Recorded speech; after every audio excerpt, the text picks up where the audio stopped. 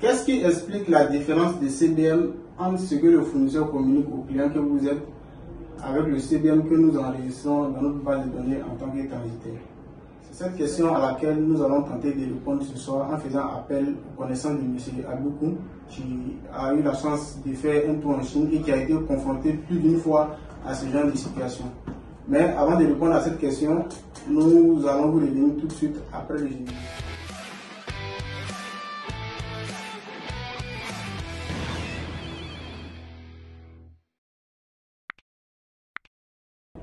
Alors, M. Aboukou, vous qui avez été en Chine, qui avez été confronté à tout ce qui est technique, tout ce qui est ruse et astuce des fournisseurs.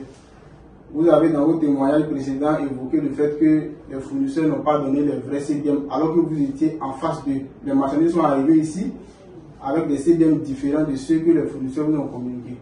Alors, si on veut un peu chercher à savoir, qu'est-ce qui peut expliquer le fait que on ait ces différents de CBM avec ce que le fournisseur vous a dit étant en face de lui, et puis quand les marchandises sont arrivées ici, on a vu carrément autre chose.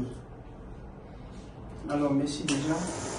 Bon, il faut dire, lors de mon séjour en Chine, parce que avant même d'aller en Chine, c'est quelque chose, parfois on était beaucoup confrontés à cela avec beaucoup de clients qui se plaignaient du fait que les colis viennent souvent et c'est différent à ce que les fournisseurs les disaient, par exemple, pour ceux qui achètent sur Alibaba.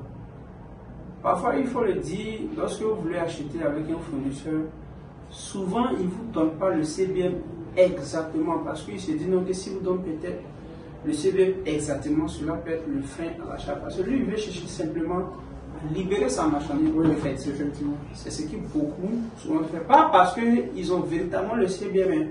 Pourquoi je le dis? Parce que lorsque je par exemple, j'étais dans un magasin d'un fournisseur, et puis par exemple, un fournisseur qui vendait des chemises, il lui a dit non, que bon, si on veut prendre par exemple 500 chemises, combien ça peut faire par exemple comme CBM?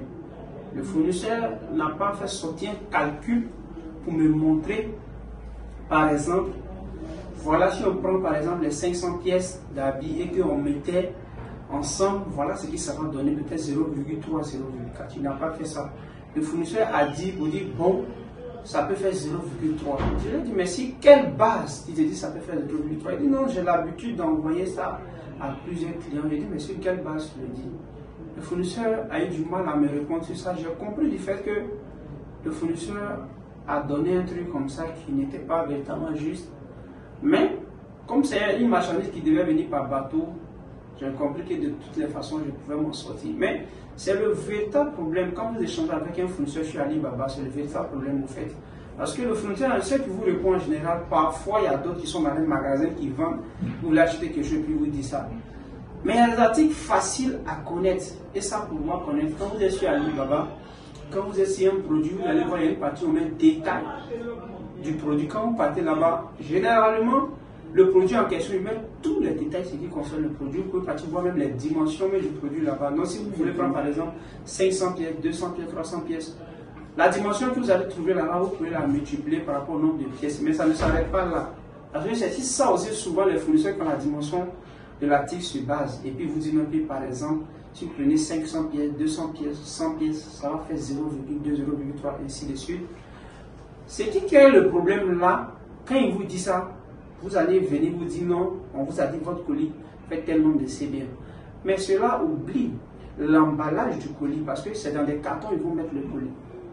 Parfois ils vont mettre ça dans des sacs, dans certains trucs qui vont encore permettre à ce que le colis puisse prendre encore un autre volume dont vous n'avez pas été, ça ne vous a pas été communiqué au départ.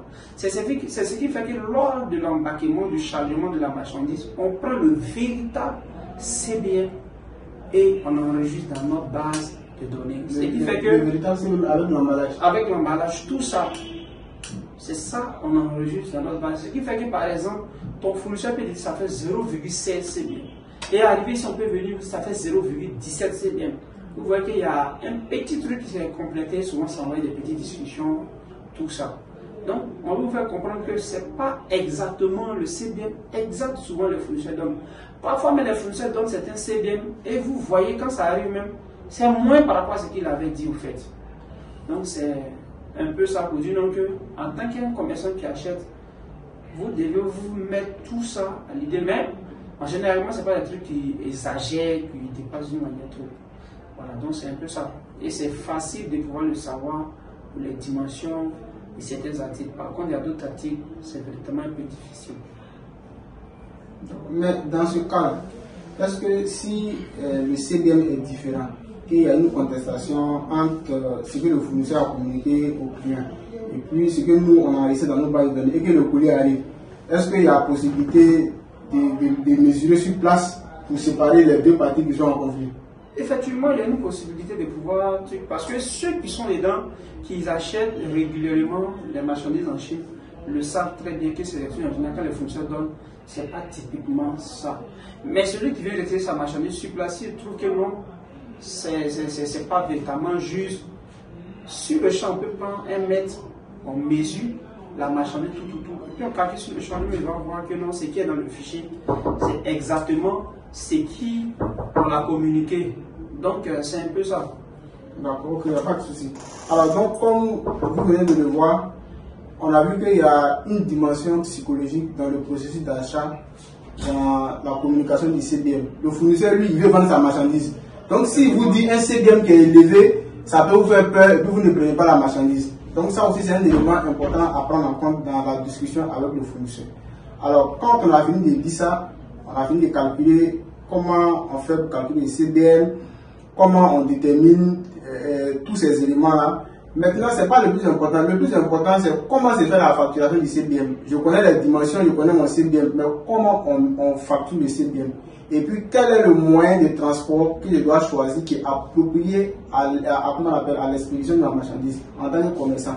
Qu'est-ce qui est plus avantageux pour moi? C'est le transport par bateau, c'est le transport par avion. Tout ça, on va vous montrer les petites techniques pour pouvoir vous en sortir par rapport à ça. Parce qu'il y a trop de personnes qui s'embrouillent un peu avec. Quand les marchandises arrivent ici, ils regrettent, ah si, ça va, il allait faire venir la marchandise par bateau. Alors que c'est venu par avion. Beaucoup perdent dans ce truc-là. Maintenant, il y a un truc très important. Dans le CBM, il faut faire la distinction entre marchandises lourdes et marchandises légères. Parce que ça aussi, ça crée aussi des histoires. La marchandise légère et la marchandise lourde, les deux types de marchandises n'ont pas le même système de facturation. Donc tous ces éléments, on va voir et puis pour que nous tous on soit au même niveau d'information. Donc ce sont des éléments qu'on verra dans la suite des prochaines vidéos. Sur ce, nous vous disons au revoir et puis à bientôt.